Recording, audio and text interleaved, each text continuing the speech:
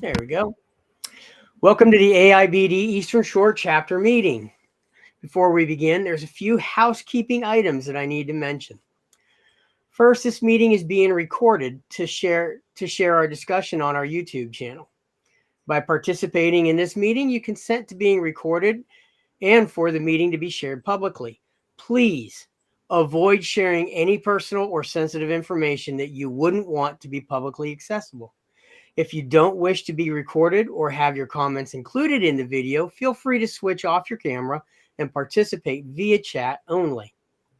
Second, as professionals in the same industry, it's crucial to remember our obligations under antitrust laws. These laws exist to promote fair competition and prohibit practices that restrain trade. During our discussion today, please avoid topics such as price fixing, market division, or any other anti-competitive behaviors. Lastly, to create the best quality recording possible, please remember to mute yourself if you are not talking. It's surprising how sensitive some microphones are. If you happen to start talking and you forget to unmute, an automatic pop-up will remind you to turn your mic on. Your understanding and cooperation are greatly appreciated. Now let's start our enriching discussion. So today we're going to be talking about marketing strategies for residential designers. This session is going to cover effective marketing strategies for residential designers, such as social media, content creation, and networking. Now, just so you know that we have done this exact same one, I think last October. I did not change this one. I believe this is a great one to go over again, because right now we are hitting what predominantly in my experience has been a slower season for designers and construction in general. We're hitting the holidays, we're hitting the winter season, and there's some areas where you can build 365 days a year the same way, but I know in my area, once it hits about mid to late January, it gets harder to start digging foundations. So things tend to start slowing down until about March. So having a marketing plan in place can be a great thing to have during the slow time, especially. I did hear a quote from somebody. I wish I could remember who it was, but they say the best time to market is not when you're slow, but when you're busy. And so for all of you who are really busy and wondering why you're here, well, you're here because this is the best time for you to market. For those of us who are starting to slow down, well, we should have done this about 3 or 4 months ago. But we do have some questions that we can throw out there for you, unless people have some things that they want to talk about now. So I'm going to open it up to everyone here. Feel free to share your experiences on how you market your business. If anybody wants to do that, go ahead, Tracy. You are on mute. Yeah, I got that warning. Yay. Okay. It works. Well, for people who don't know me, I'm Tracy Moeller, and I'm Fine Line Home Design up in Williamsport, Maryland. And I'm just a one-person business, but marketing has been, it was more important at the beginning when I was developing my brand. And I think that I've done that's been really effective was using Houzz as a pro account, but the downside of using Houzz Pro Plus, which is what it's called, is you don't get really quality leads every time. You get a fair number of tire kickers.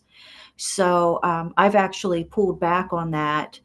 And another marketing strategy that I did, something I did during the recession when I was really just dying for work. I felt like I was dying of thirst crawling across the desert. But what I did was I created a postcard, a mailer postcard that I had printed up with projects I had done on it, and my company name and what the sorts of things I did. And I put this was a coupon for 10% off design and drafting services. And I went through the phone book for this whole region, and I sent them out by hand to a whole bunch of builders in the area. And this was 2009. I was just like shaking the trees to see if I could find somebody. And one builder, out of all the people I sent the cards to, I got a call from one builder who said, you design houses and you did all this? Yeah. And so he started using me, and he turned out to be one of the best builder clients I've ever had. So he actually kind of got me through the recession. So the postcard mailing targeted towards contractors, this was 15 years ago, but that was really effective for me, just in grabbing that one guy. Yellow pages have not been much of anything.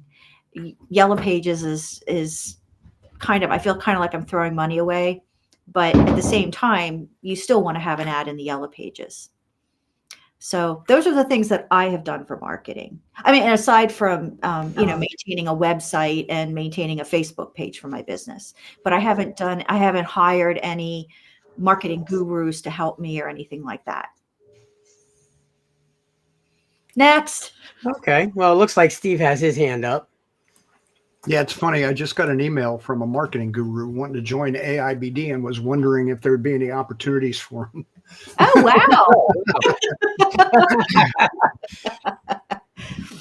You make it sound like not, but. I mean, not for me. And, I'm at the point where I don't really need any more people knowing about me right now. I send some of those my way, just so you know. I understand that feeling. And around 50% of our industry, based on all the studies we've ever done, and we do them about every decade, work by themselves just like you do. So yeah, it doesn't take a lot of work, I would imagine, to keep you busy. It really doesn't. It really does not. If I had more people, I would have to feed the beast. But I have to ask you, when you said that, well, first of all, I have two questions. One, okay, how many postcards did you send out to get that one reply back? Probably about 80. 80? All right. That's a 1.3% response. I think on direct mail, 2% is like celebrated. 1.3 is celebrated? Mm-hmm. No, 2%. And you were at 1.3%. Mm-hmm. So, and you know what? I probably got a good 12 to 15 that came back in the mail that they were unable to forward, out of business. It was a time where builders were going out of business. Well, 1 divided by 65 is 1.5%. So. Oh, okay. I would consider that a huge success, really. Because I just found out that all I have to do is ask the state of Florida, and they will give me the contact information of every licensed builder in the state. Wow. And I don't know, but I mean, my number is 603,000 something, 60309 something. So I'm sure that since the beginning of licensure in Florida, all 600,000 are still not in business, but I bet there's a lot. Yeah. I would guess 20 or 30,000. So, I mean, if you were to invest in that, 1.5% of 20,000, 300, you would need to hire help. I would need to hire help. Anyway, I was just curious. Yeah. I heard the one, and that one has been very successful, and really all it takes is one. It's like, reminds me of you can search this on YouTube. You would have to ask Garrett. I don't know if Garrett's online with us today. I don't think he is. He is. Oh, is he? Yeah. There's a video of this. I think it's like Jack in the Box or some restaurant did a commercial many years ago, like in the 1980s. where there's this guy at a trade show and his 10 by 10 booth is nothing but him and a folding chair. And so this interviewer comes along and goes, "What are you selling?" And he says, "I'm a taste tester." He says, "What do you taste?" He goes, "Anything somebody will feed me." And he goes, "How much do you charge?" And he says, "Like $50,000. That seems expensive." And he goes, "I only need one." That's funny. That's So, great. and I know Garrett's got that like bookmarked somewhere, but anyway, Well, my other question is you said that from Howes you got a lot of tire kickers. yes. Define a tire kicker. Are they somebody who just absolutely is not going to design a house and they're just think they can, or are they just people that don't fit with you or want something for nothing? You know what I mean? Yeah. Well, some of them want something for nothing. A lot of them say, we're just gathering ideas. There's a thing that says, what brought you here today? Just gathering ideas. And if a lot of the people that are gathering ideas, I would write back and say, I'm happy to help you. Why don't you give me your contact information and we'll figure out a good time to talk? And then you don't hear back from them. So I think a lot of people go on to House, not everybody, but a lot of people go on to House thinking, I'll just get information and I'll put out a lot of feeders to people, but I'm not really that serious about needing to talk to that particular individual. I'm just bored and looking at my house this afternoon and thinking it would be neat to do something. And I'm happy to alleviate somebody's boredom. I mean, it might lead to something, it might not, but that's what I've gotten. And I've also gotten with House Pro Plus, when I had a rep, they would send me these leads that were not even related to what we do. Like, I need to replace the handrail on my staircase. I'm looking for a builder to put the handrail in. And I'm thinking, why did my rep think that I would be interested? I don't put handrail in, So I got a lot of those sorts of things. A lot of, we want to put new countertops and new appliances and new cabinets in our kitchen, but they can go to a kitchen cabinet place and get a layout for free. So there was nothing in it for me. And ultimately I ended up dropping the pro account. And I don't know if I'm going to be sorry for that or not. I mean, the pro account does put you on the front page if somebody does a search for designers in that zip code. But now I think I'm buried, but that's okay.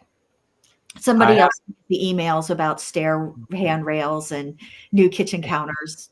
I have to say, I got suckered into House Pro. Are you still in it? Well, no, because I transferred the credit card to a different number, so that's the only way I could get out. Oh wow! I was spending $359 a month for nothing. Everything that came in, I got one job off of it so far for almost. I'm probably 4 months before being done, and I'm like, I can't afford it. Right. I've probably gotten, I'm going to say 5 leads a month. And all 5 of those leads have been, we matched you with this person, and 4 out of the 5 were looking for contractors, like you said. And then the one that was looking was usually either low price wise, they wanted something cheap and free, or they wanted me to spend an hour or two talking with them for free before they decided anything. And I told him, I said, I'm sorry, I've got projects. I can't do that. So the one that I did get out of it was a nice one. But you know what? Even that one didn't pay for all that I've spent on House Pro so far. So I said, I don't care if I'm not brought up because none of the leads are coming through any good anyways.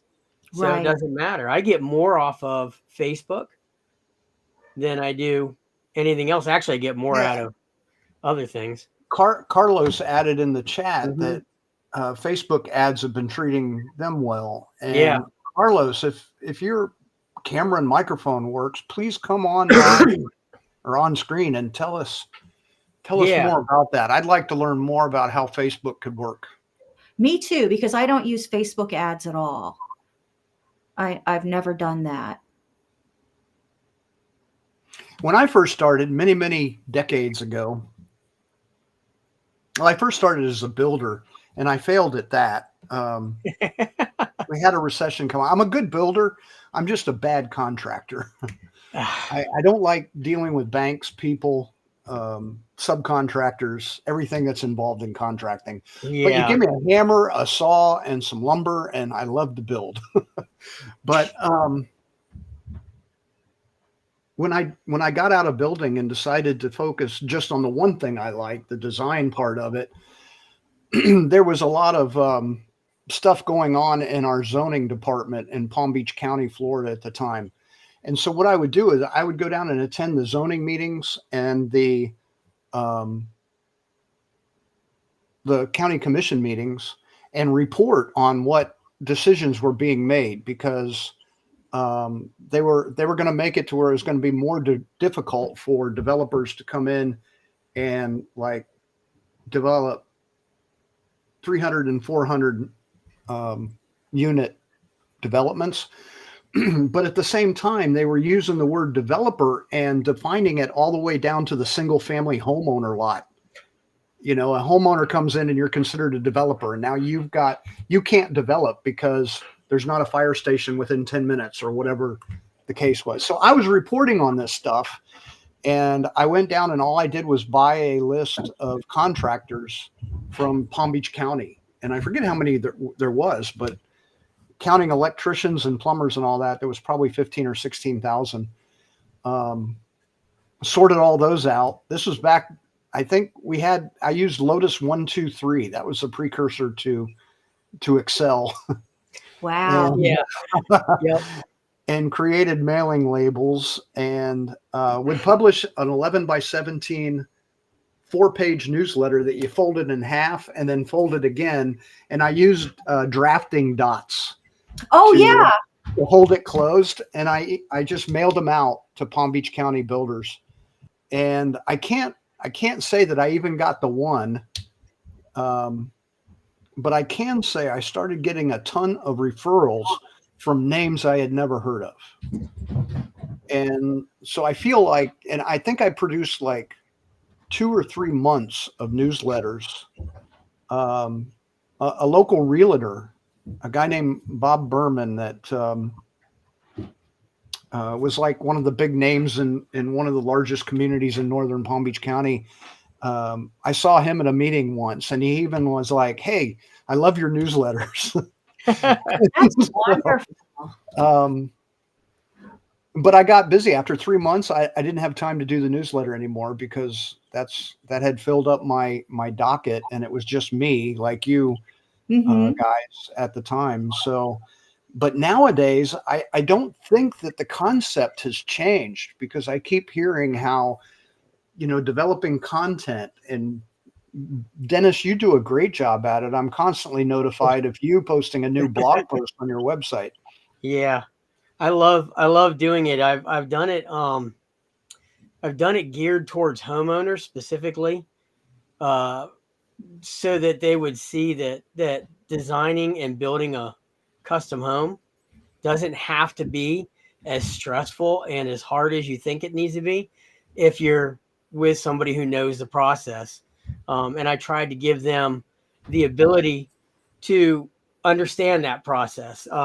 The blog is meant for that. As a matter of fact, I am working on the replacement book for the 2 books that I do have out, that actually goes through my blog and details it even more, hoping that to be a better seller than my other 2 books, because if I sell one a month, I'm lucky. But that's been actually gotten my name out there. I've gotten, I believe, because of the presence it puts on Facebook for me, I did get, I think, 2 jobs from it off of Facebook because of it. But that's free marketing.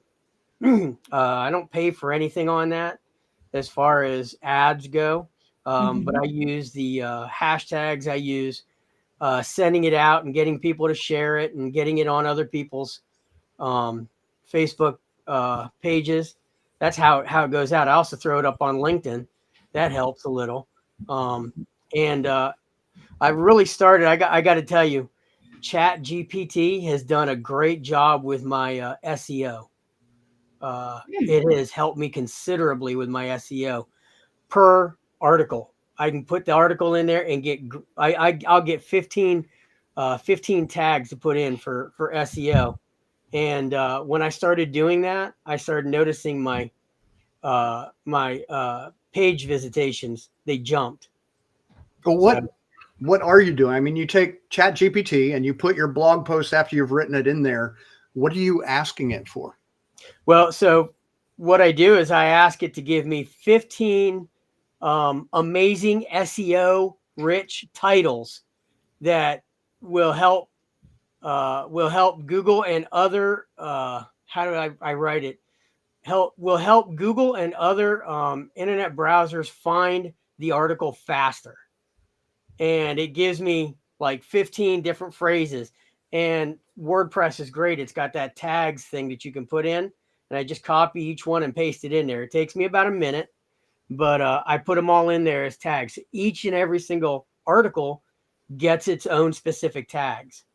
So I tend not to reuse a lot, which might not be the best thing time wise, but as far as traffic, I'm finding that it's slowly garnering more traffic to my website, which has been a pretty good thing for a lone guy who just writes a bunch of articles.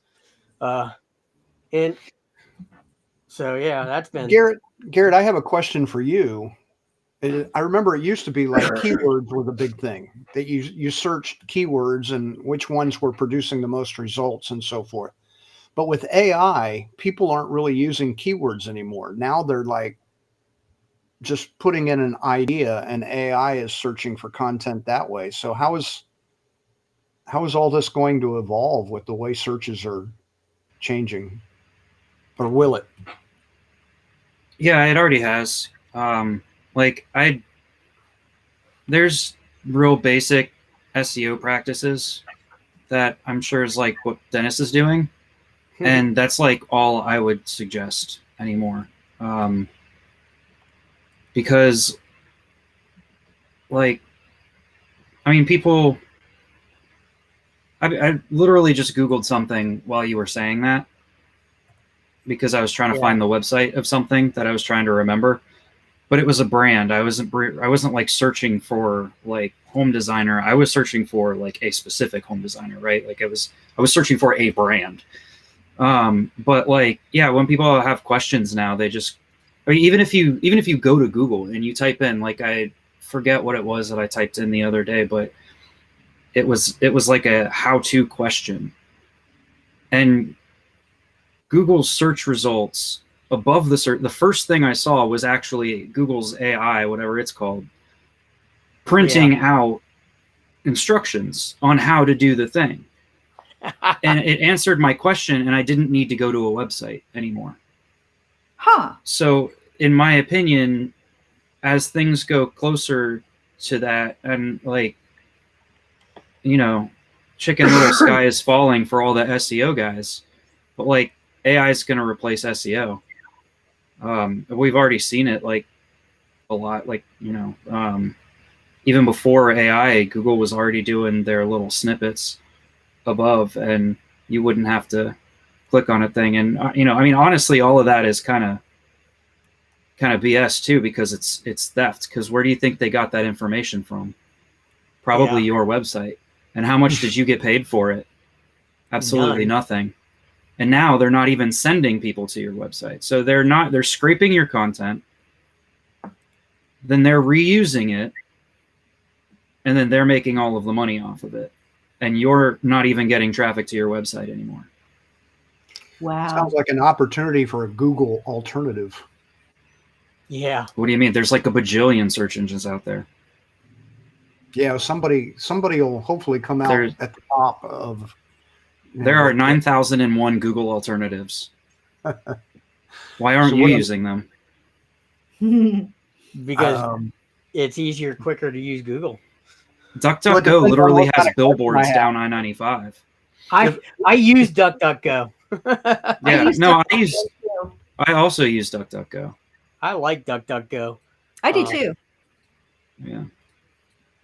Yeah, I mean, like I said, they literally have billboards, but DuckDuckGo's integrating AI now too, but I don't think they'll go the route where it's like spitting out answers, because they're kind of billing themselves as like, we don't do the crappy stuff that Google does. Right. Yeah. Which is Or why Microsoft, with Copilot. Like I actually use Copilot a lot. I like Copilot, but I've not used Copilot. I've only used a couple.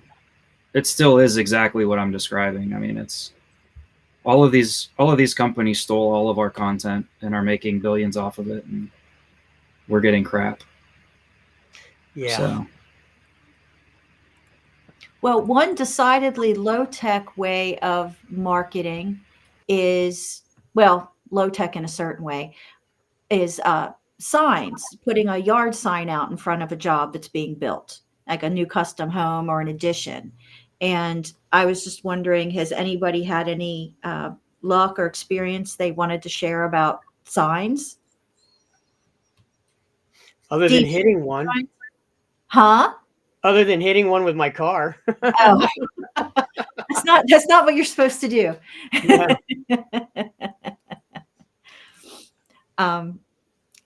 Yeah, I've done signs, and it's something pretty for people to drive by.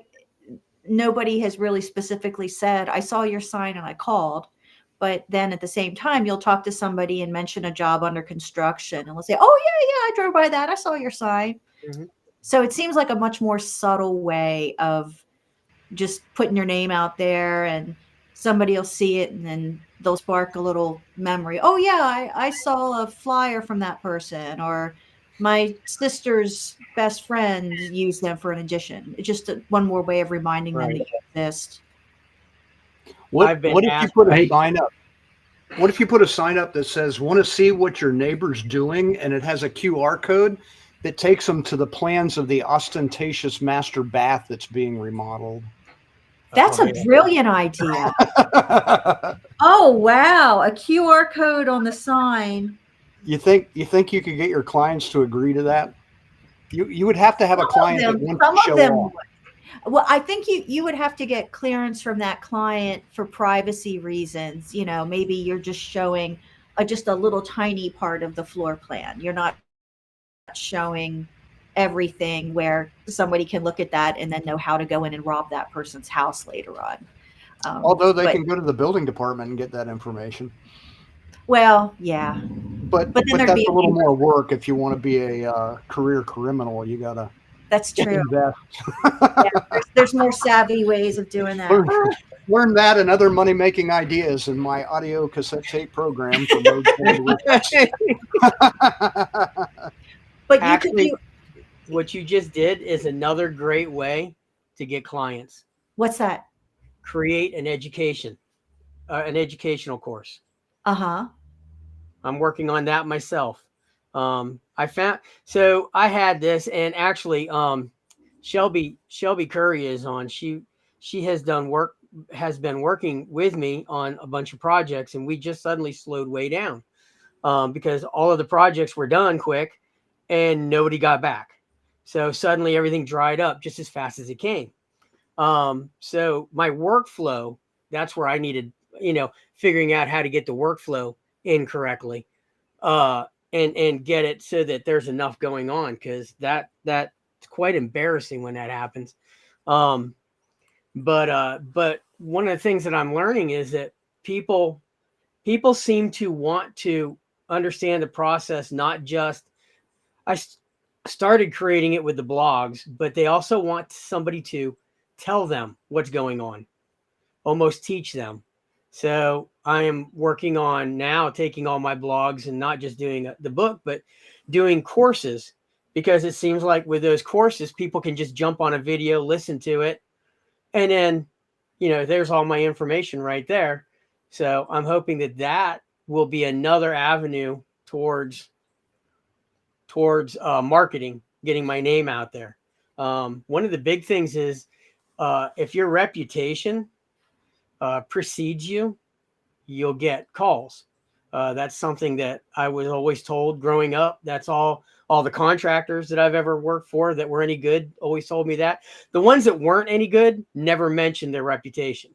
The ones that were very good always told me how their reputation preceded them. That's how they got their work. So that's what I've come to learn is if you're the known expert in your field in that area, people will call you.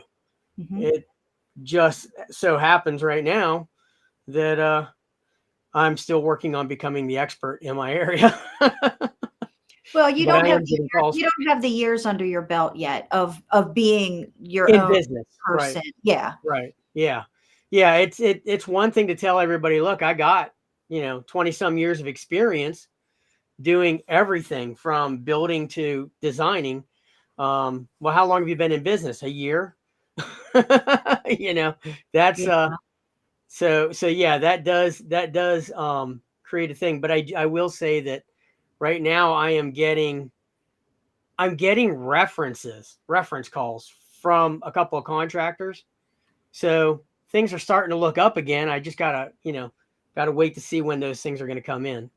So that's been one of the things is anytime that I can send somebody to a video, they have all my information there, but they also see that, I actually do know what I'm talking about. And I've had several people contact me in that regard as to, can I put your name down as someone that these people can talk to? I saw your stuff. And so I've been starting to get a few references from there. When you do these videos, is it a video pertaining to a specific project and a specific like field obstacle that they worked around to try to make it work? Or No, like I might do a video on what the design process looks like, the Mhm. start process, maybe what you're going to have to bring to do an initial phone call, to do the initial actual meeting, um, not the actual price of the meeting, because I have almost all of them are different, but a lot of times I can put that, there's going to be a cost associated, and you want to talk about that prior to making that, so you know what that's going to be, what the proposal will look like, what it should have in it, um, questions that you should have ready for your designer for the initial call, for the next call. And it's funny because I've got a lot of this written in blog posts, but to be able to pull it all in on a video, even if it's just me talking and showing different things, people will react to that faster. I'm Mhm. starting to notice that more and more. Uh, what kind of does so Quentin asked, what forms of content creation could designers do besides sales flyers? That's the big one, is video. You're designing a bathroom, do a video of it real quick. Zoom, pull up Zoom, share that screen, talk about what you're placing in there. Made a mistake, talk about that mistake. Why is it a mistake? Why now that you have it laid out like this, do you not like it? What parts don't you like? What should it look like? Maybe if you're working in a 3D program, show a 3D real quick of it. Split the screen. Go ahead. If you got a PC, in that little search on the toolbar down below, or I guess it could be on the right, there's a search bar, and if you search in snipping tool, Yeah. there's a Microsoft app that comes with your PC called Snipping Tool, and it has a video option. You can like take a screenshot, or you can take a video of your screen. And so if you're doing something in your CAD software or in a rendering software, I use, matter of fact, many times in the Monday Minute video, if I'm showing you something and you see a video of a web page, it's because I use that snipping tool to just capture a short video of me working on my desktop. Yeah, there's so many different ways that you can take things. I used to be a video editor. a professional video editor, so I use some of the professional video editing tools, and I'm starting to learn that I don't need to because people don't care. You'd be surprised at how as long as the quality is good, they don't care how it's edited. If you made a mistake and you cut it out and put something in, they're okay with that. They got the information they wanted. I mean, I get on YouTube and I'm like, oh my gosh, I got to find out how to do this. I get on there and half the videos are like the cell phone's moving around so much you get vertigo from it. So it's just care about content, care about the quality that you're putting out there, but the video itself doesn't have to be perfect. You'll act better and better as you do it. We were attending a meeting like this, an AIBD meeting years ago, and one of the members, I can't remember, I can picture their face, but I can't remember the name. Anyway, they were doing some YouTube videos. They kind of got to a point where they were probably like me with the newsletter. They got busy and don't have time to do it anymore. But they turned me on to Descript. So Garrett and I have been using Descript.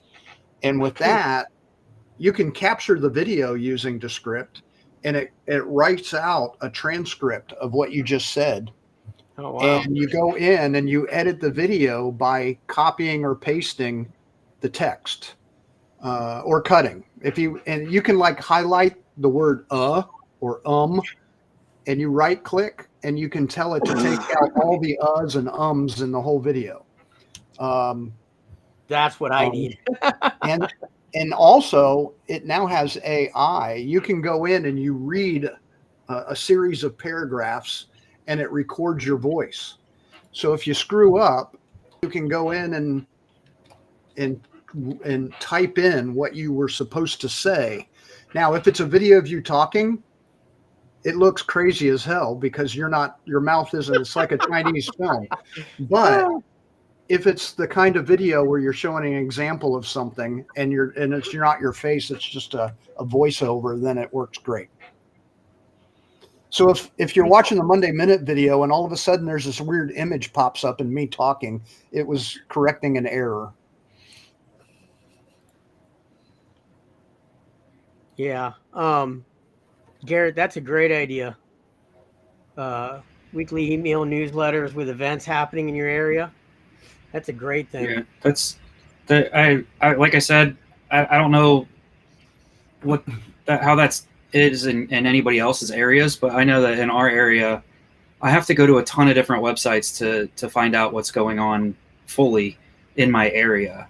And it's like, I've been trying to get, because I'm lazy and I don't want to do it. So I've been trying to get people that are like listening to the recording and don't have the text. Can you share your idea? Yeah, I am.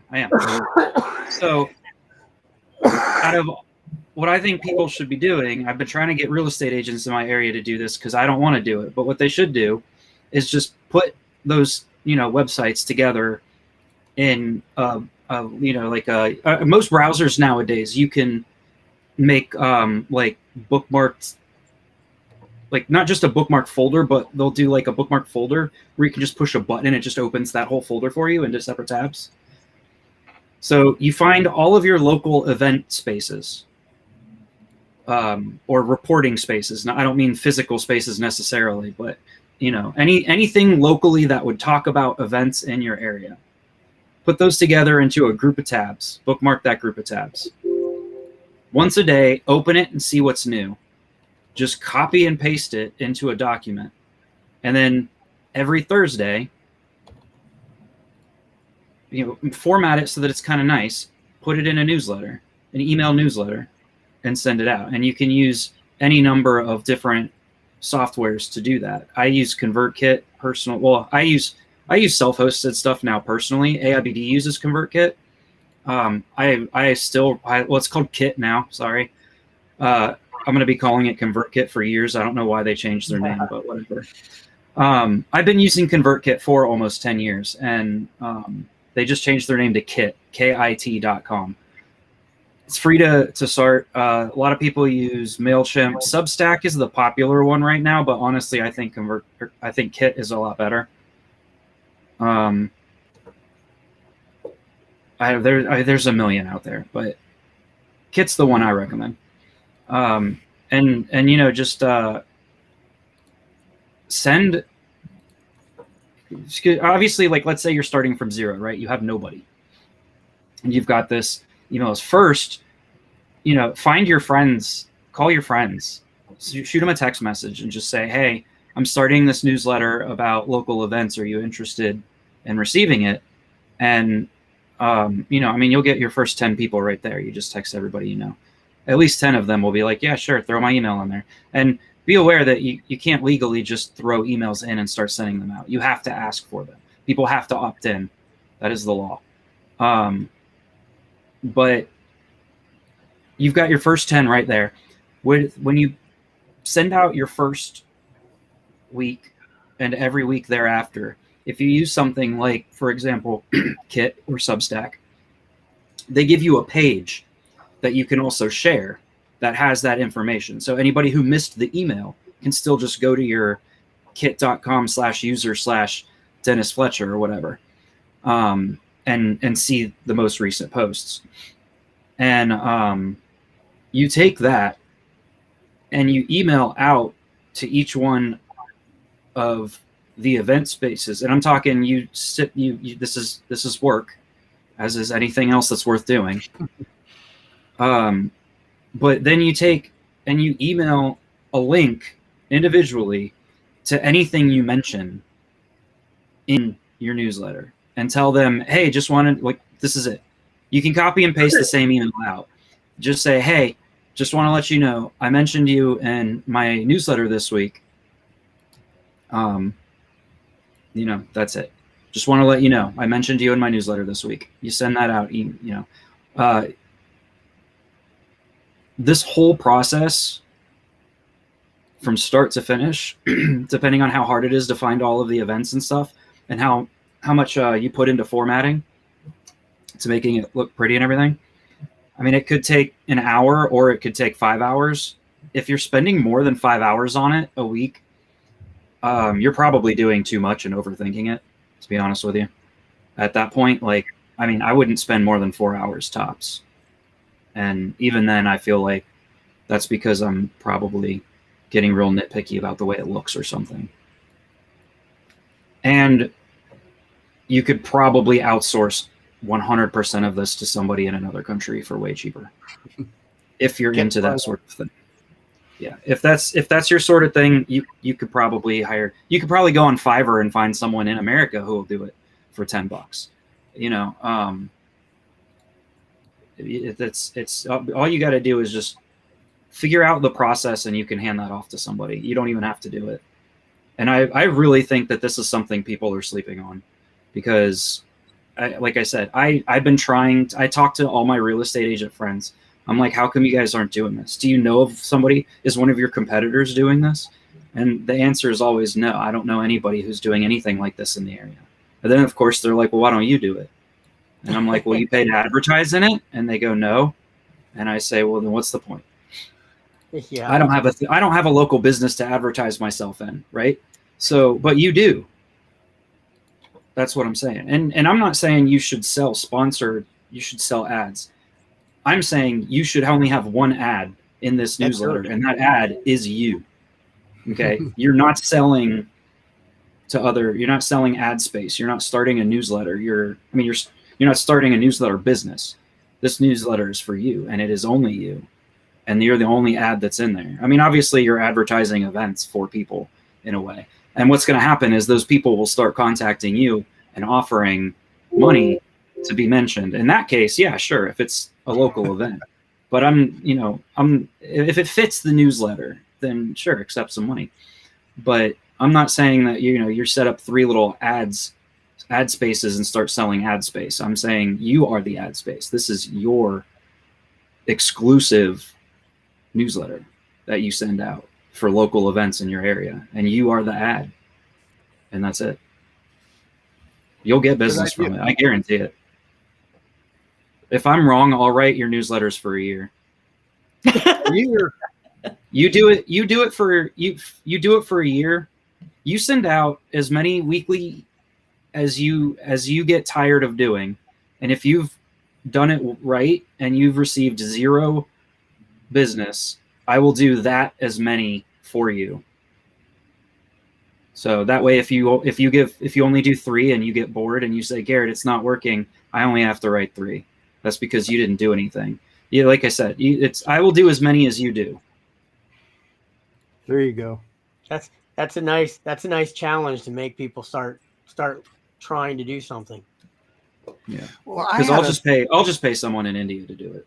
Yeah. And I'm gonna try it. I have an idea, but I also had another idea. There was a Monday Minute video that I did that was talking about how to accordion fold your plans and design your border so that your name was laying, as they had the plans laying up, it would have the name of the project and your logo or something like that. So that as your clients have their plans sitting on their desk and their clients come in, they see your name.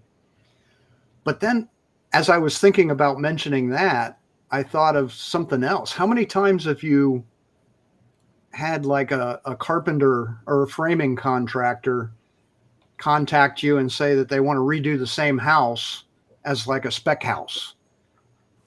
So why couldn't we produce a coupon in your drawing that when the builder or the homeowner prints out plans and sends them out to the subcontractors, kind of, you know, and maybe you could even offer a referral fee, not a referral fee, but like a gift card or something like that for people who pass on the coupon. But I don't know. Is that a crazy idea? Having like a 10% off coupon, you know, if you want to use, like as part of your title from home, get 1 hour free, you know, 1 hour consultation for free or whatever. So would the coupon be part of the drawing? Yeah. It's like off in one corner, the up, you know, on the cover page. I don't know. I'm just now thinking this. I haven't developed the idea. If you want to find out if your contractors actually read your plans, put it somewhere in the plan and then make it look, if you use me again, 10% off. And mention this ad. Just mention this ad. Mention this ad and I'll give you 10% off. And then put it somewhere in the plans, like in the specs. Oh, specifically in the specs. Because that's where, I mean, that way you know if they're going to actually read it or not. So. Something I think is crazy. It's a good way to see if the plan reviewer is actually looking at all of your drawings too, because they'll that's true. Yeah, I wasn't really thinking about making it an Easter egg, but it'd be fun. You know, next thing you know, around town you get the reputation, and people are stealing the construction drawings off this permit box. You know? For that vital coupon.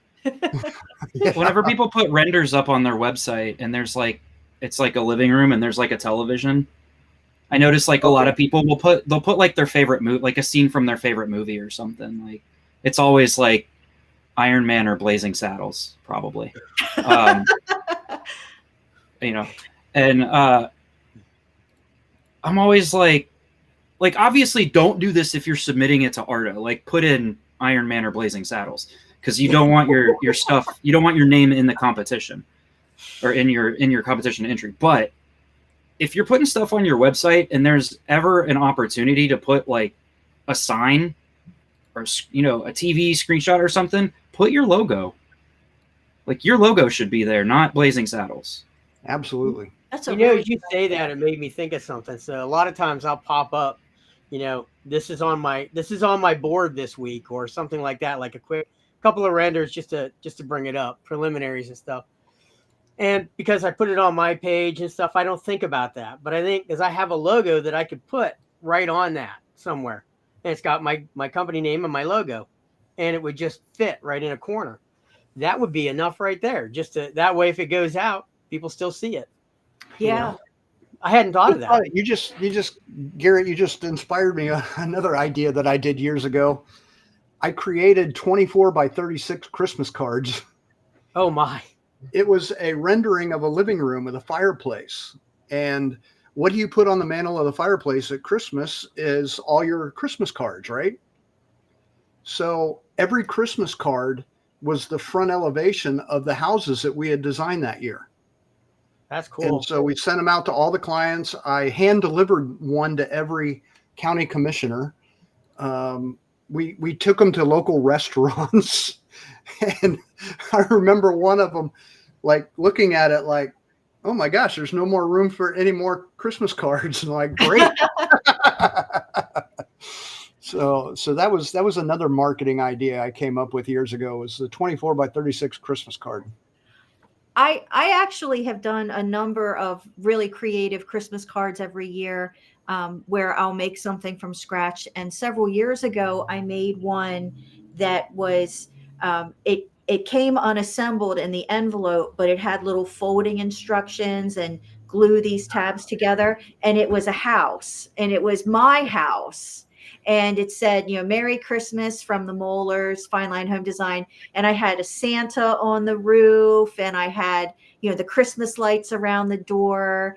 It was really neat. And then when you turn the house upside down, you could see the floor joists. Oh, Steve must have done the same thing. And I had clients that took pictures, put them together and took pictures of them. My wife, Friday's her last day at the company she's been working with since 2012. And so I had to clean off a desk for her to work at here in the house. And so I was cleaning out the drawers and I found this. And it was a Christmas card that I created that. Oh, wow. Oh, there you go. And I just, I got the template offline somewhere. And did you make a bunch of those? Oh, yeah, I forget. But I mean, it was like we sent out 30 or 40 of them. I started making them in Thanksgiving. Yes. I remember that. Yeah. Yeah. I've started making my Christmas cards like November.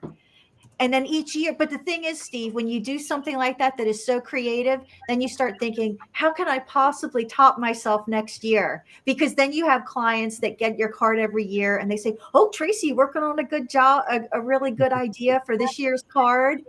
And then you're like hit with performance anxiety because you know that there's no way you're going to top the year before. It's a challenge. Well, maybe you surprise yourself. Maybe. But I love that pop-up. That must have been a lot of trimming, a lot of X-Acto knife work. Yeah, no, I only remember it taking like 5 minutes for each card. I mean, Really? I would sit in front of the TV and make them in the evenings. That's so beautiful. Because once you got the template down, and then I found not a laser cutter, but it's a cutter that you use to cut vinyl signs. And it's only like $200, but I never invested in one, but I ran out of design ideas. It's, there's a talent. I like I say, I would steal the templates and I ran out of free templates. I'll have to actually buy a book or something the next time. But there, if I was to continue doing it, I would have invested in that cutter that you just put the plans in and it cuts them for you. Then all you got to do is do the folding and sticking. Mm-hmm. But it's fun to do that sort of thing. So has anybody had any luck with marketing with magnetic signs on your car? Has anybody done that? I did that. And the only thing I got off of that was it stuck to the car when I went to try to take it off. Me too. I said, I'm not doing that again. Yeah.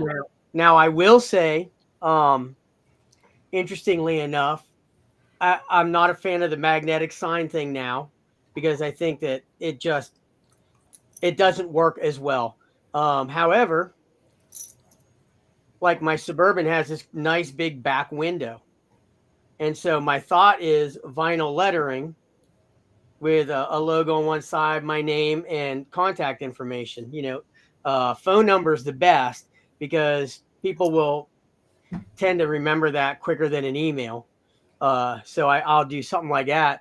And the reason being is because I realized I've actually made phone calls to the person in front of me because they had a service that I wanted to deal with and had been thinking about, and all of a sudden there it is. And so I've called them. I've either, at a stop sign taken a picture of the back so that I could call them later, or use the hands-free device, of course, to call them right then and there, hoping that they're using a hands-free device to answer me. Yeah. Yeah. But yes, I mean that. But I don't think I've ever called anybody who's had a magnet on the side of their vehicle. It's Yeah. always been lettering on the back. Yeah. Yeah. Well, So when and I then start thinking of that, you can also do the wraps where you have your car door wrapped in a logo, oh, wrapped. I was thinking of doing my entire Suburban as a wrap, and my wife put a nix on that real quick. She said, "Nope." Did you find out how much that would cost? I did not. She wouldn't even let me do that. I wanted to so bad, but I am I imagine it's considering. pretty expensive. Yeah, I am considering the back tailgate's pretty big, and doing like a house, like Hmm. one of my house renderings or something there, and then the lettering on the window, enough so I could still see though. Yeah. But just something to catch somebody's. I've seen that a lot of times. Pickup trucks do that with their tailgate, Right. and then the back window will have that. I like that idea. Hmm. Oh, Scott says $3,000 for a regular car. So probably $4,000 for my Suburban. But if you got 2 projects from that, and they It'd were be good worth it. projects, Yeah, and once you've done it, it's not like you have to pay a subscription fee every month or every year for that advertising on your car. Once it's done, it's done. yep. Um, Well, I will and then, say that Mhm. since I had to fix my Suburban after the deer hit it, I got it to look fairly nice. I mean, it doesn't look like just a plain car. It actually looks a little nicer because I put a grill guard on it and stuff. Um, it seems like the contractors actually appreciate that more than just my truck without anything. They say it's nice to have somebody with a nice vehicle coming in, something that looks good. It looks Uh-huh. professional. And since my wife won't let me take the Jeep, it's the Suburban, So it has to look good. Mhm. So that's another thing too, is if you're going if you're going to your clients and your contractors, make sure your vehicle looks good. And it doesn't have to be great, just looks good. Mhm.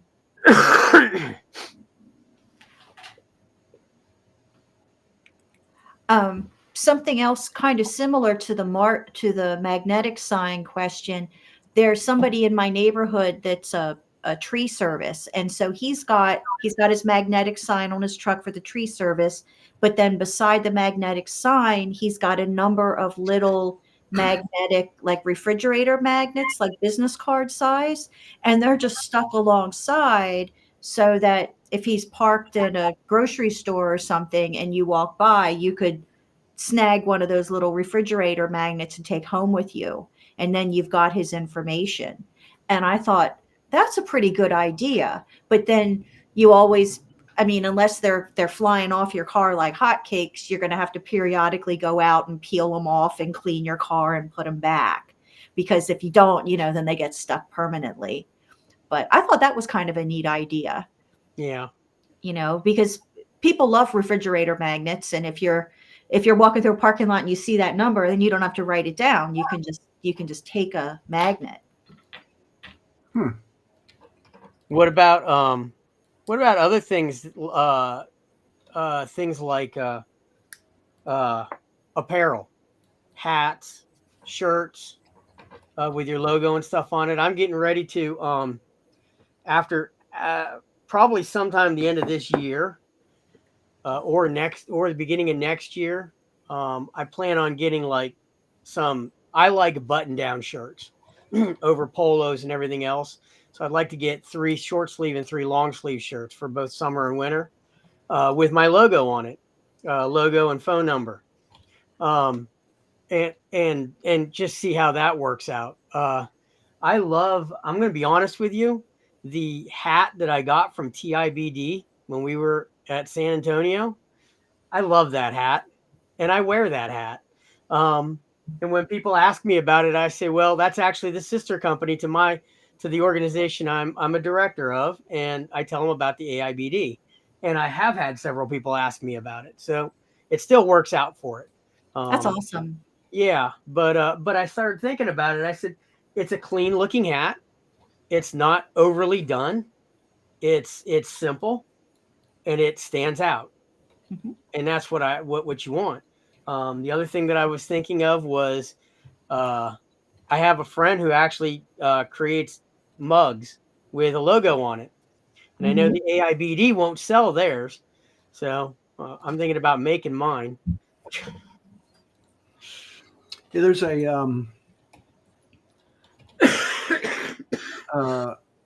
website called Reserve Bar Hmm. that I have purchased gifts from, and they will engrave. They'll have I have since found a local engraver that will engrave whiskey bottles. So I'm like, it's the company that engraves our fellows medallions. One day I just asked them, I'm like, hey, if I bring in a Woodford bottle, can you engrave that? And they're like, sure. Hmm. So, that's a great idea for gifts, is some kind of a commemorative beverage bottle, I guess is Mhm. the best way to say it. I've done something like that, I think through Vistaprint, where I would have mugs made up of for my high-end custom home projects. I haven't done it as much recently, but I would get a mug and I would put like the marketing drawing of a front elevation on the mug and put the Katz residence or the Dozier residence. And then around the side of it, um, I would put my little logo, like thanks for being a good customer kind of a thing. And when clients get a pair of mugs that has their name on it and their house, they just love that. And they will use those mugs for years. And their friends will come over and they'll give them a cup of coffee and they'll be like, oh, wow, look, this mug, it's got your house on it. And so then they remember you, and somebody could, having coffee at a friend's house, could remember that for 2 years later when they want to build a house. So that's been something, and it's not cheap. I mean, gosh, getting 2 mugs done and shipping them will cost you, $50, but and it takes the time to create if you've got to clean up the drawing for marketing to make it the right size and make it the right level of detail so it's not too busy at that scale. But yeah, I've gotten really, really good feedback from people when they get their personalized thank you mugs. The You've been a recipient of a AIBD tagline mug, haven't you? Hmm. Yeah, we get those done through Printify on demand. So when Printify. we Printify.com, yeah, Mhm. it costs nothing for setup, and Okay. each mug with the shipping is like 17 or 18 bucks. Okay. That includes the shipping? That's not bad. Yeah, yeah. No, when we do the coffee with Bernie and we do the raffle, um, Raven goes in. We've already got the artwork set up in Printify for each of our different products, and she just goes in and places. You can place an order for all 3 mugs at once, but then give them 3 different addresses to send them in different areas. So, and it's more than 3. We just happen to do 3, but if you were to do like 10 at one time, you could get like a discount for the number of mugs, but you could have all the shipping go to individual places. Nice.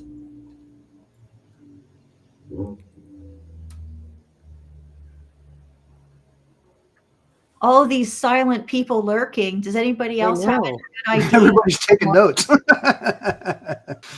ahead, George. You were talking about marketing. Um, and when I was a builder, like Dennis, my background was building for 30 something years. And when I started designing for alone and not doing building, I did both for a long time. I didn't have a huge client base, so I had to start almost from nothing. And I had that much money for marketing. Yeah. Okay. And I'm like, okay, what do I do? How do I get, how do I drive around my city and there's cranes everywhere. There's commercial and residential construction going on everywhere. If I could just get that much of it, I'd have more than I could handle. And I realized the only reason they weren't calling me because they didn't know I was here. Okay. And so I started to think about ways to get my name out there. What do? You go stand on this, be like the guy that's working for Jimmy John's subs and fly one of those flags around in the corner. No, they're going to think you're an idiot. But not a sponsor, by the way. There you go. So actually what I started doing, realizing I had 30 years experience in building, and this was about the time that neighborhood groups started getting real popular on Facebook. Mm-hmm. So I joined a couple of neighborhood groups, and I noticed that everybody's always asking for a painter or an electrician or somebody to cut their grass or do irrigation. That they don't ask so much for architects or designers, but they ask for all this other stuff. And I've got like a Rolodex from years and years and years of building of contractors that I've worked with. And I just became the answer man I'd answer any question and answer as many questions as you can. But at the same time, you tell them just a tiny little bit about who you are and what you do. Like I would say, hey, my name is George. I was a builder for 30 years, but now I draw blueprints. I do the design work. But here's an electrician that I've worked with for the past 15 years. You can trust him. And here's what happens. And you folks do, if you're on Facebook, you do this. You open somebody's post. You don't even know who they are. They're just in your community, whatever. And you read the comments. Okay. Mm-hmm. That's what people do. And so I get people all of a sudden, like right away, I was getting people that were calling me, thanking me for answering people's questions and saying, hey, by the way, I'm getting ready to do a renovation. Would you do the design work? Mm-hmm. They never even made it they never made their own post saying, hey, is anybody out there can refer an architect to me? They never did. They just came straight to me. So I shortcutted the system. And anyway, I started doing that 5 years ago, and it was tremendous. My schedule filled. It still works today. That's amazing. I started that about a year ago, George.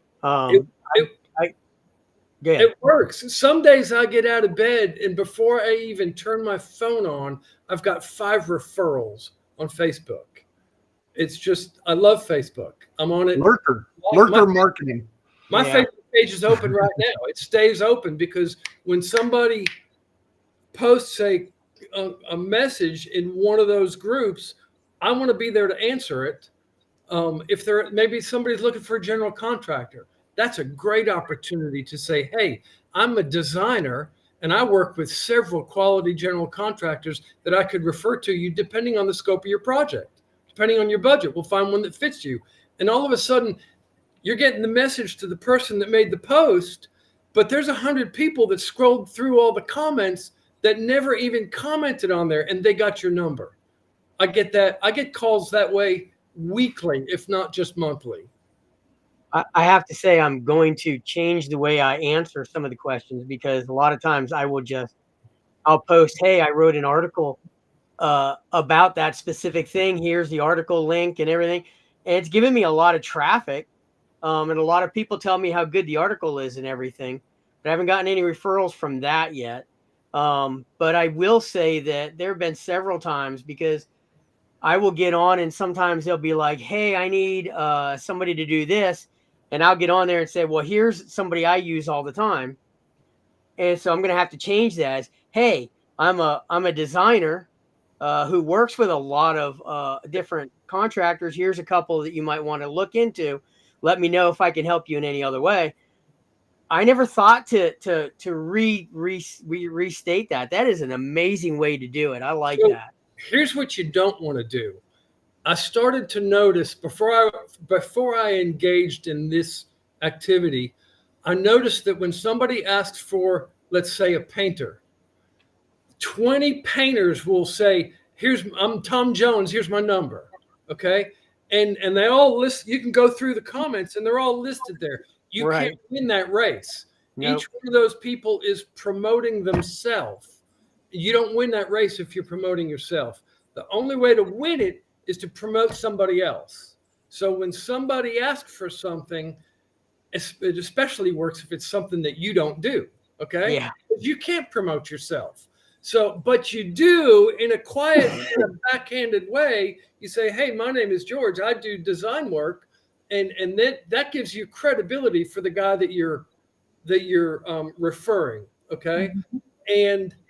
and then, but you never get on there and say, sometimes I'll do this. I'll see somebody ask for a designer or an architect, and I won't answer right away. I would rather have 3 or 4 of my contacts see that post and answer for me and call my name out. That's way better than you putting your name out there. You're just like everybody else if you do it yourself. I've actually, because I do things all around the United States, but I try to stay in a certain region just because I know it better. So a lot of times, if it's out of my region, I'll put the link to the AIBD membership and let them know that there's a lot of qualified building designers on there, and that they would have a better chance at finding somebody who's qualified in their region. Or if not, let me know and I will help them find somebody. You'd That's be shocked yeah, that's at good. how often I get people who come back to me and say, "Well, what are you doing?" Man, Yeah. I've had to turn several down because they were just way out of my wheelhouse, and I just didn't have the ability to do it. Like I'm just scared to death to take on ICF work.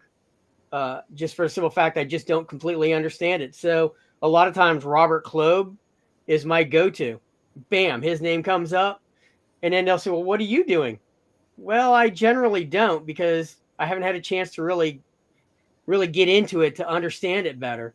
Would love to do it, but I don't want to do it at somebody else's expense. That's my problem. Yeah, it's an education, that's for sure. Yeah. Yeah. So I get that. That makes perfect sense. But yeah, I do that also with my with my with the articles that I write, because a lot of times it's the ability to give them information. And I stopped early on answering people who were wrong. Like, you get the comments and you get somebody who was just dead wrong in their answer, and then I'd speak up, "No, you're wrong." And I realized, no, negativity is never going to win anything. No, you can't get. Um, Well, it makes so you feel good. yeah, it does for a minute, but no, what I realized was that if I put up there, here's an article I wrote, my favorite one and my most popular article is what to ask your contractor That's good. before you go to hire them. And people are like, "Well, what's different from yours from others?" Well, not only are they questions to ask, that it also tells you what to look for a red flag and why is it a red flag. And most people don't go into that kind of depth. So people actually read that and they're like, "Oh my gosh, I think you just saved me from hiring somebody." Well, yeah, because I tell people all the time, the last thing you want to do is hire somebody because their price is the lowest. Because you're going to run into problems. You'll end up spending more. But Yeah. here's a way to vet them that makes sense, is practical, and is fair for everybody across the board. And they're like, "Oh, I love that," because they feel like they're not under pressure then. Did you answer the questions? Did you hit the red flags? How bad or how good were you? Yeah. Makes it a lot easier for them. So Mhm. that's one of my favorite. That was probably my very favorite one to write. And the reason being was because I had 4 contractors who gave me the questions. These are the questions I wish they would ask me. Mhm. One of them is, "Are you licensed?" I mean, it was like, well, yeah, that here in Maryland, to do anything, you have to be licensed. And most people don't even ask, don't even look. "Oh, you came in with a truck and you have tools? You must know what you're doing." So yeah. or you've got a sign in the back of your Yeah. pickup truck window, you're hired. Exactly. You must be legit. That's good. Around here, to be legit, all you got to do is actually show up. That's what I was going to say. Yeah. Because our problem is we call 3 different people, 0 of them. And you're Yeah, like, that's cool, really- man. Yeah. I don't know.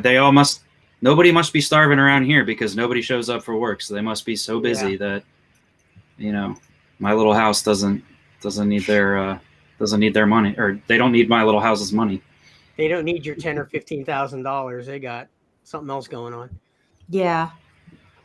Well, Well- to be fair, I am surrounded by $1 million houses, and mine is not. So, I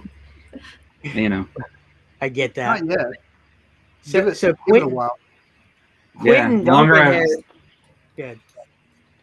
says, if I keep waiting, Yeah, that's true. my property value is going up because they keep building bigger and nicer houses around me. There you go.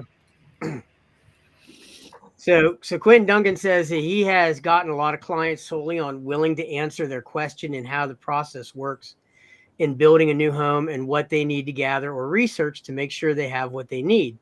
For some reason, most designers push those clients off. You're right. Most designers will, because most designers are busy. And I say that not to downgrade what you're saying or say you're not. Most designers don't have it already written out. Most designers don't have the process in such a way that it's quick and easy to give to a customer. I know I didn't for quite a while. And it's just been recently that I have something that I can share with them in their are you looking for land? Well, here's an article on land acquisition. Let me help you with that. Are you looking to get a permit? Well, here's an article I wrote on what to look for to either get your own permit or to help your contractor or have for your contractor. So yeah, I get that. I hand that out like it's candy. I just feel like the more educated my clients are, the better chance I'm going to have a client that's willing to pay my price to design a good house for them. Not a so I don't design a lot of spec homes. I did it for 5 years and I absolutely hated it. I hated working for the contractor. I hated doing what I was doing. I almost completely changed and became a chef, and I don't cook very well. So, and so when I got out, I said, I'm just doing customs. Well, over the course, I've had a few clients, contractors actually, who've wanted me to do spec homes, but they were higher end custom spec homes. That I'll do because there was a lot more freedom in it and a lot more working with the contractor in that area. They actually seem to appreciate good design as opposed to let's put a square up and make it as plain and humdrum and cheap as we can, and let's cut every corner possible. These guys weren't like that. So I've gotten contractors like that. And because of these processes, I actually talk to my contractors as they're doing things. If they're going to right now, I actually have a contractor who asked me to go and start doing permits for some of his people because he just doesn't have time. He's willing to pay me for it. Yeah. And the reason being, he showed me how to do permits. I hadn't done a permit since 2014. I was like, I know the process has changed a little bit. So I thought that was pretty good. But because of that, I was able to write an article on, helping somebody with permits. And a lot of this has come from my experience. And then I'll ask contractors what their idea, because the contractors we work for, if we work for good contractors, they are an amazing source of knowledge. Chances are they're never going to write it down. So if you can get it from them and write it down, you've just educated so many people from an experienced person who's doing a good job. I mean, hopefully you're not getting advice from somebody who's building a crappy house, but but if they're doing good houses, my gosh, that's how you do it. You just get that information from them, write it out, And yes, I use Chat GPT to retone my articles now, where it tones it so that and a lot of times I'll put in there, I want a friendly tone, but write it like you're talking to an 8th grader who knows nothing about construction. And I get it rewritten with all my, I do tell it, do not use anything other than my written, and don't add to it. Only use that. And a lot of times I'll get great things in there. It will sometimes give me suggestions, which I think I have to ask it for suggestions. Like if I know I have a short article and I know there's more information that I could get, I'll ask it for some suggestions and then I'll go research them. But all in all, most of my articles take a few hours to gather and write, depending on phone calls and stuff like that. But once they're done, I got something for life. And that's kind of what Quentin was saying. I have something that I can hand all my clients, or anybody who calls me. That's good. Now, if I could just get my process written down, so that I would be doing even better. But would it be possible to back up and ask a question? Yes. Go right ahead. So this is Kevin Vosper, KV Woodworking in Bakersfield, California, and I know it's not particularly what you guys are involved in, but you did mention contractors and unlicensed contractors, and I'm wondering how to approach that, particularly with cabinetry and millwork. It seems like, especially since COVID, anybody that's got a garage and a table saw is this master craftsman. And I'm competing with people working out of their garage. And I'm like, hey, I've actually been doing this for a long time and I've got overhead. And, so how might I market or approach that with clients to tell them, like, hey, even though it's cabinetry and millwork and it doesn't really require you pull permits, it's still important that you have a licensed contractor. How might I go about that? That's a good question. I'll let some of the other people answer that first. How do you compete against somebody that is in your industry, but kind of bootlegging, doing things on the side for cheap, when you're the legitimate business person with a professional insurance and everything, right? Is that what you're saying? Essentially, yeah. Yeah. Yeah, that's the long and short of it. I'm not sure how, short of explaining, we kind of have the same sort of thing where there will be somebody who works for a design firm or an architectural firm who starts doing work at night, like as their second job, and they're often working for cash under the table, and somebody who does it full time, who has all the utilities and the insurance and all the regular fixed bills of a business. You can't compete against those prices. I don't know if you can you report somebody like that? Can you report them to some sort of licensing bureaucracy? I don't know. I'd really rather not. Yeah. And honestly, when it comes to and especially millwork, since I don't know who they are. Right. It reminds me of a story of a barber who had been in town forever and had a huge following, but then one day across the street, a chain haircuttery moved in and did $10 haircuts. And so the old barber was thinking, geez, is it time to retire? How do I compete with this? What should I do? And then he came up with the idea, and he had a sign made, and he put it in front of his store, and it pointed right to the competition. And the sign said, I fix $10 haircuts. Oh, that's good. I've heard that before. Yeah. So I don't know if that'll help, but Kevin, try to find a way that you can let them know that you're there when they need you after the fact.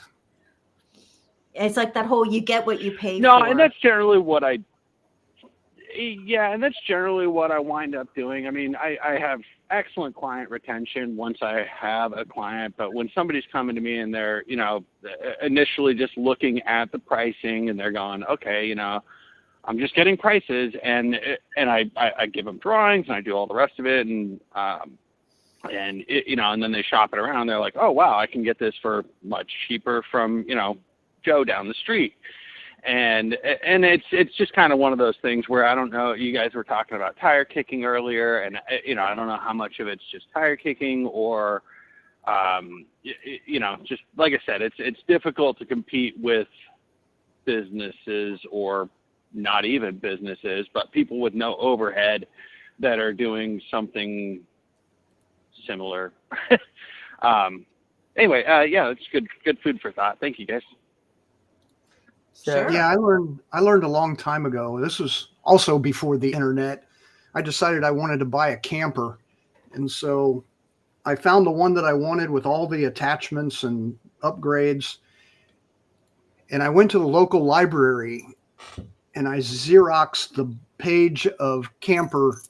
The library had a phone book for every major municipality in Florida. So I Xeroxed the yellow pages for campers and went home, typed up a letter, and faxed it to probably 24 different camper stores throughout the state. And I got a response back from probably a half dozen or so of them. And one of them was in Orlando, and that's the one we bought the camper from, because I had this theory that it's a commodity. So therefore, it really shouldn't matter. They're all coming from the same factory, right? Who cares where I buy it from? But in our industry, the opposite is true. We're not a commodity, but yet everybody treats us as if we are. That's what we have to overcome, is the fact that, and Dennis, I think you hit on it with the education of the client, and that is that we're providing you a service, and there's different levels of service. It's not a commodity. This is a handcrafted product that you're getting. A single family home is the second largest handcrafted product, that maybe the largest handcrafted product in America or in the world. So that's the challenge. Can I say something? Craft everything to sell the service and get them away from the commodity mindset. Sorry, George, go ahead. You're good. So it was Kevin. He's talking about in his industry of the woodwork, the millwork stuff. But we deal with the same thing when a client comes to us and they want to get a set of plans drawn. And I know that they can go to the internet and they can find a set of plans for a 3,000 square foot house for less than $2,000. And I tell them right up front, if you find one that suits you and it doesn't need to be changed, I said, you better buy it, because that's cheap. My costs are 2, 3, sometimes 4 times that. And you got to want it. Okay. But I give you a lot more. Okay. And now's my opportunity to tell them what I do for them that the internet doesn't. You can look up their plans online, but you can't call and talk to the designer one-on-one. He's not going to come to your site. He's not going to talk with you about what's the best orientation for the house and the elevation on this lot for your lot. I'm designing your house for you. So I think the answer to that question is, don't act. What you said something, Steve, a minute ago, about the competition. I forget what it was. But my answer to that was, don't act. You need to act like you've got something special. Act like you're different, because you are different. Okay. Mm-hmm. And I know that I'm not the highest priced guy in town, but I am nowhere near the bottom. And I'm not trying to be. I don't want to be. And I'll tell the client, there's a reason you don't want that guy, because he gets overloaded because he he has to do 10 jobs in the time space that I only have to do 5. And so he's overloaded. He can't return your call. Is that what you want? So if you can act, play the part. You want to be the winner of, then you got to play the part. Yeah, I have to say that I have a one of my contractors. He actually builds custom cabinets and does millwork and has been doing it for years. But he just went and got his in Maryland. If you do anything to a house that's more than, or anything to a house, you have to have an MHIC, a Maryland Home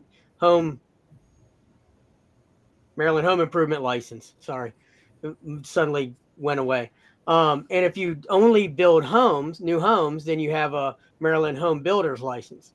Well, he always worked under his dad's license because he was working with his dad, and never thought about it. So his dad passed away, and he didn't think about it, and had to hurry up and go get a license. So now everybody who talks to him says, well, you have a brand new license. Have you been doing this for 30 years? And he has to explain the whole thing. But he tells people all the time, he says, I don't have competition out there. There's other people who do things that I do. And you're more than welcome to look them up and do it. This is what I do. This is how I do it. And he tells them his process. He shows them his quality. Yeah. He tells them that his price is not negotiable. This is my price. This is what I have to make to be able to run this business. Mm-hmm. And you're getting ready to hire somebody for their quality, for their ability to be in business 5 years down the road if something goes wrong, for the ability to honor their warranty, and for the fact that they'll answer your phone call, or at least call you back if they can't answer it right away. If you're looking for the lowest price person, I'm sorry, I can't help you. And he just leaves it at that. Mm-hmm. And I'm going to be honest with you. I took that and ran with it. And that's how I tell people now. I tell people, look, I'm a certified professional building designer. I've got 30 years of experience in this industry. I know how to dig the ditch. I know how to put the roof on and everything in between, including design it. I am trained through education. And no, I did not choose to get a license because I do not do commercial. I do residential. So I've chosen to focus and become an expert in residential. And what I offer you is this. And I explain to them what they get. And then I'll tell them my price. And I've had people ask me, well, can we negotiate the price? And I will let them know that no. I mean, there has to be extenuating circumstances. If it's somebody in need, maybe they just had a house fire and the whole thing went down, and they're just, I might give them a break. Might not. Sometimes I've learned that's not always great. Or if it's somebody that I know that's in need, there might be a chance. But 90%, I'm going to say 95% of the time, no, that's my price. And I will say that I have right now with the people that if I send out a proposal, right now my proposals are probably at 70% retention. So I keep raising my prices. I'm trying to get it down to 40% retention. And I know that sounds odd, but if I'm doubled my price and I'm only getting 40% of them, then I have enough work to cover myself and add people and know that I don't have to worry about the cost. So I know where I need to be, and that's where I'm trying to get. So, my old boss, Bill Ellison, that you met in San Antonio, he started as a teenager working for an architect in Baltimore, and that company was Lou. And Lou told Bill, if you're getting more than 50% of the jobs that you bid on, you're not charging enough. That's why I keep going. I'm like, man, I got to get this down. Now, my wife says, well, why can't you stay at 70% and just do it? Well, because I did the 70%. The problem is at least 20% of those are jobs that I really would have rather not done. Mm-hmm. And I don't feel like I'm getting compensated enough for everything I have to go through to do the job. So why would I keep doing it? Yeah. And then so she's starting to understand that now. That she doesn't like me working past 5:30. So when I'm on the computer at 8 o'clock and she's going, "What are you doing?" Trying to finish this up. Yeah. She knows why. Well, it's 10:05 now, and I was supposed to call somebody back a little bit ago, so I'm going to have to sign off. No problem. I think we're going to have to probably go head out. Garrett, I took your advice, and I think yes, George, you have exceeded expectations. You will be getting free 1-year membership. That's awesome. The caveat to that is you got to keep coming back to the meetings. I'm just joking. Okay. I like to talk. No, you do. You got to keep coming back to the meetings and keep bringing the cats too. Yeah, that's mostly for Garrett, the cat's part. Yeah, But yeah, you got to keep coming to the meetings. They can't keep their feet off my keyboard. It drives me nuts. Yeah, I get that. Mine's sleeping behind me in my chair. I got a standing desk, and I'm like, get off my. Quit trying to get up here. I am putting my email address on here. If you can email me your information, I'll get you that. I found out that I have the ability to do that. I found out how to do it. So I'm sending you my info now. okay. And anybody else, if you have anything that you need, there's my information, my email address. You can info me questions at any time you need. We are officially done. I can't think of anything else to say. So see you all later. Okay.